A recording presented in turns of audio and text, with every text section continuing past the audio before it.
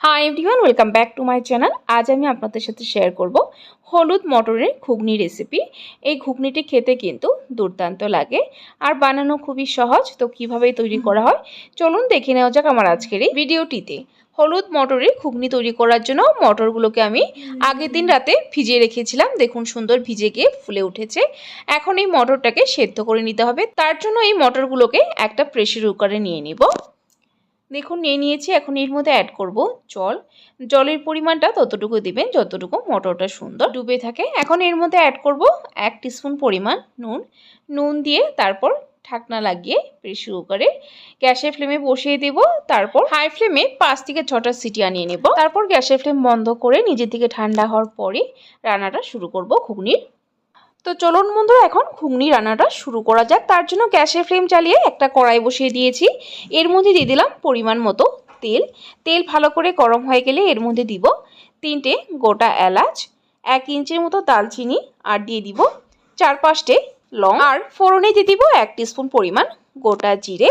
ফোড়নটাকে 10 থেকে 15 সেকেন্ড সময় নিয়ে ভালো করে ভেজে নেব।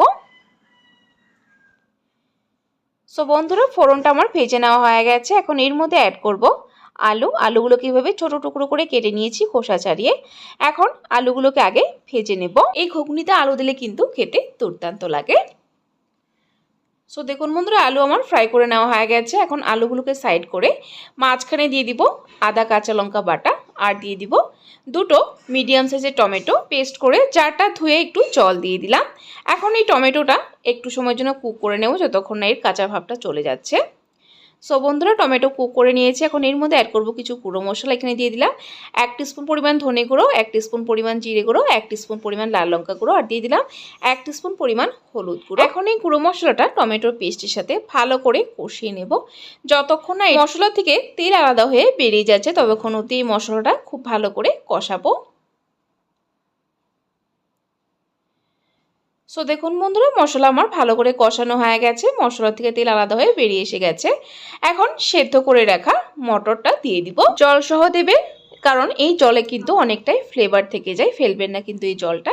সো বন্ধুরা দিয়ে দিয়েছি। এখন ভালো করে মিক্স করে নেব। তারপর এর মধ্যে আরও জল অ্যাড করব কারণ ঘুগনিটা একটু যেহেতু পাতলা হবে তাই জলের পরিমাণটা একটু বেশি করে দিয়ে দিব। জল দেওয়ার পর ভালো করে নেড়ে চেড়ে মিক্স করে ঢাকা দিয়ে 5 থেকে 6 মিনিট সময় ফুটিয়ে নেব।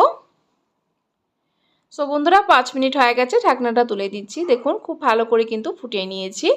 এখন এর মধ্যে অ্যাড করব নুন আগেও দেওয়া হয়েছে, টেস্ট করে প্রয়োজন অনুসারে নুনটা দেবেন।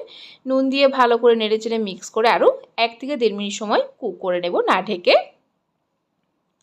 সো বন্ধুরা দেখুন কুক করে নিয়েছি। এখন এর মধ্যে অ্যাড করব কাসুরি মেথি। যদি কাসুরি মেথি না থাকে তাহলে আপনারা ধনেপাতা দিতে পারেন, ফ্রেশ ধনেপাতা। আর দিয়ে দিব 1 টিস্পুন পরিমাণ গরম মশলা। এখন নেড়েচেড়ে ভালো করে মিক্স করে নেব। সো বন্ধুরা দেখুন ঘুগনি আমার তৈরি হয়ে গেছে। আর বেশি সময় কুক করব না কারণ ঠান্ডা হওয়ার পর কিন্তু ঘুগনি একদম ঘন হয়ে যাবে। তো চলুন এখন গ্যাসের ফ্লেম বন্ধ করে আলাদা পাত্রে সার্ভ করে নিই। দেখুন দেখতে কতটা ইয়ামি লাগছে, খেতে কিন্তু দুর্দান্ত হয়েছে ঘুগনিটি। সো বন্ধুরা আমার আজকের এই রেসিপিটি কেমন লাগলো অবশ্যই কমেন্ট করে জানাবেন।